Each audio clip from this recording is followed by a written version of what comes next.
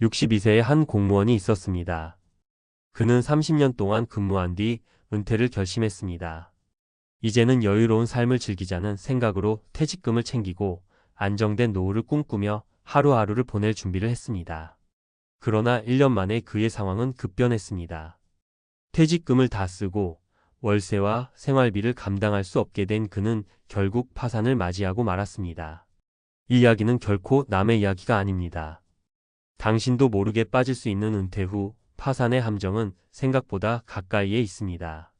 오늘은 많은 사람들이 은퇴 후 빠질 수 있는 그 위험한 함정 5가지에 대해 알아보려 합니다. 1. 은퇴 후 과도한 소비. 은퇴 후엔 더욱 신중해야 한다. 많은 사람들이 은퇴 후 자유로운 시간을 만끽하기 위해 예전보다 더 많이 소비하기 시작합니다. 고급 레스토랑에서의 외식, 멀리 떠나는 여행, 그리고 예전보다 더 자주 구매하는 고급 물건들. 하지만 은퇴 후에는 수입이 고정되어 있기 때문에 자칫 소비를 과도하게 하면 금방 재정적으로 어려움을 겪게 됩니다. 예를 들어 58세에 은퇴한 김 씨는 퇴직 후 자주 해외여행을 다니고 고급 브랜드의 물건을 구입했습니다.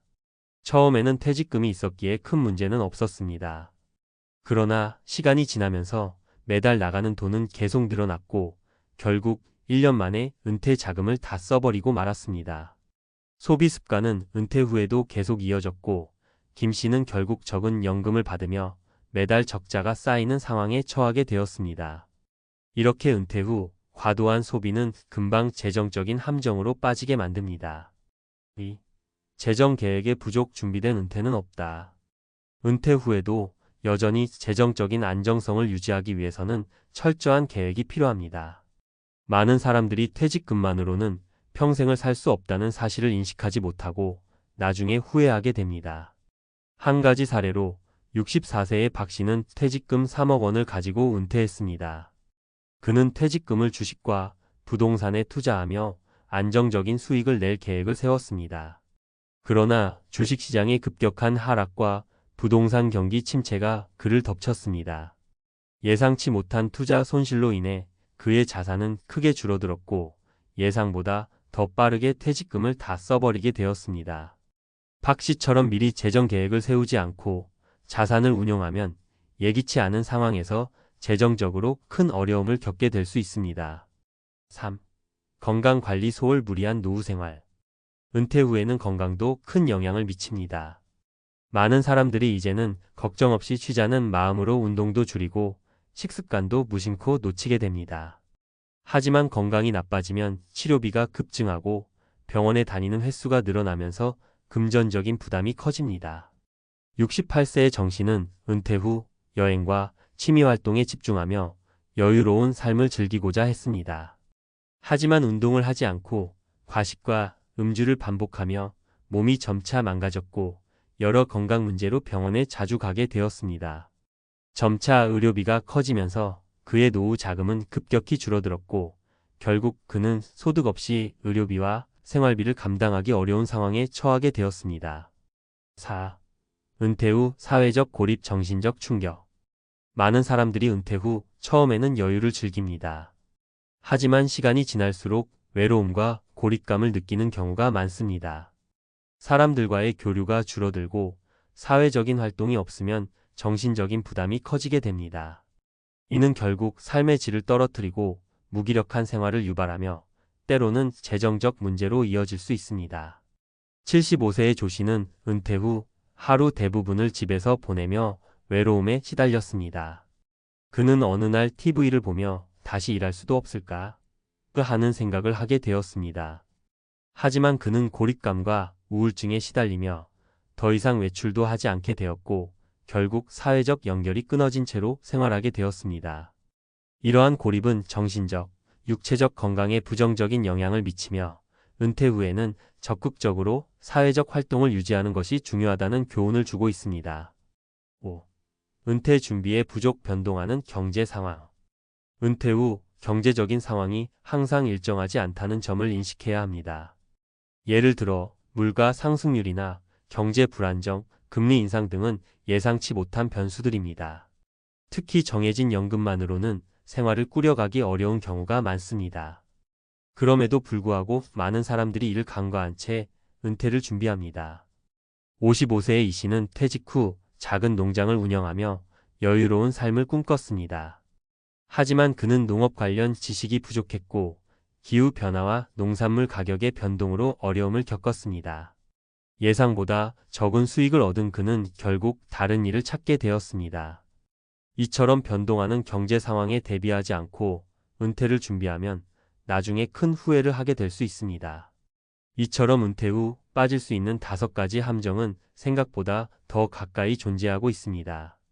많은 사람들이 은퇴 후에는 안정적인 삶을 보낼 수 있을 것이라 믿지만 준비가 부족하면 그만큼 더 큰 위험에 처하게 될 수 있습니다. 은퇴는 단순히 일에서 벗어나는 것이 아니라 앞으로의 삶을 위해 철저한 계획과 준비가 필요한 시점입니다. 은퇴 후의 삶을 건강하고 재정적으로 안정적으로 보내기 위해선 미리부터 자신에게 맞는 준비가 필요하다는 사실을 잊지 마세요. 앞서 이야기한 은퇴 후 빠지기 쉬운 함정들은 정말 많은 사람들이 실수하는 부분들입니다. 이제는 이러한 함정들에 대한 구체적인 해결책과 실용적인 방법들을 살펴보려 합니다. 은퇴 후 성공적인 삶을 위해 어떻게 준비할 수 있을지 실제 사례를 통해 더 깊이 이해해 보세요. 1. 과도한 소비 어떻게 예방할 것인가? 많은 사람들이 은퇴 후 더 이상 일하지 않으니까 마음껏 소비해도 된다는 생각에 빠지곤 합니다. 하지만 이는 큰 실수입니다. 은퇴 후 소비를 너무 많이 하면 급격하게 재정이 어려워질 수 있습니다. 그럼 어떻게 하면 은퇴 후에도 소비를 잘 관리할 수 있을까요? 먼저 은퇴 전에 소비 패턴을 점검하는 것이 중요합니다. 60대의 한 은퇴자는 매달 고정비와 불필요한 소비를 점검해 본 결과 여행과 외식에 과도한 지출을 하고 있다는 것을 발견했습니다. 그는 매달 예산을 정하고 여행은 1년에 2번, 외식은 한 달에 4번으로 제한하기로 했습니다.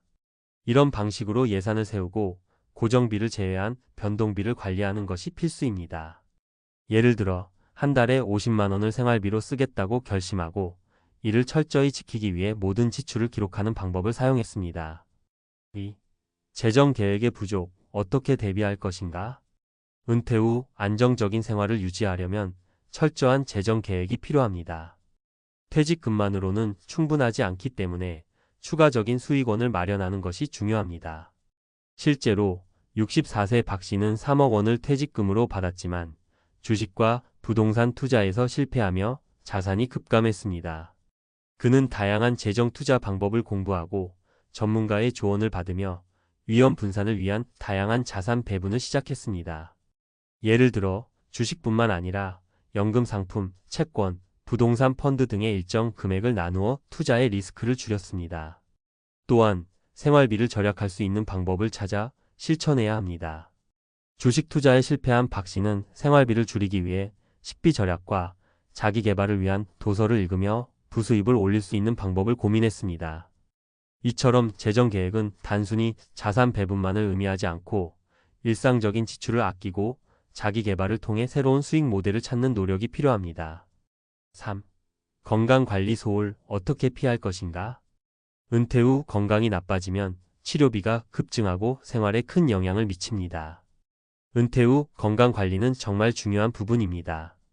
예를 들어 68세 정 씨는 은퇴 후 운동을 게을리했고 결국 당뇨병과 고혈압으로 병원에 자주 가야 했습니다. 그는 매일 30분씩 걷기 운동을 시작하고 식단 조절을 통해 혈압을 관리하며 체중도 서서히 줄여 나갔습니다. 이처럼 규칙적인 운동과 건강한 식습관이 은퇴 후 건강을 유지하는 데 필수적입니다. 정 씨는 또한 건강보험에 대해 잘 알아두고 가능한 모든 혜택을 누리기 위해 건강검진을 정기적으로 받았습니다. 이렇듯 은퇴 후에는 스스로의 건강을 챙기는 습관을 미리 갖추는 것이 중요하며 이를 통해 의약비를 줄일 수 있습니다. 4. 사회적 고립 어떻게 극복할 것인가? 은퇴 후 사회적 고립은 정말 큰 문제입니다. 많은 사람들이 은퇴 후 외로움과 우울증에 시달리게 됩니다.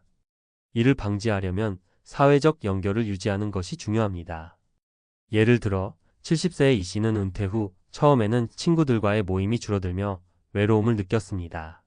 하지만 그는 지역 커뮤니티에서 봉사활동을 시작하고 매주 취미 활동을 하면서 사람들과 교류를 지속했습니다. 이 씨는 이를 통해 정신적 안정을 찾았고 은퇴 후에도 활기차고 사회적인 삶을 유지할 수 있었습니다. 그렇다면 은퇴 후 사람들과 교류를 유지하는 방법은 무엇일까요? 우선 지역 커뮤니티 센터나 봉사 단체에 가입해 보는 것이 좋습니다. 또한 온라인 모임을 통해 취미 활동을 공유하거나 연락을 자주 취하는 친구들을 만들어 두는 것도 중요합니다.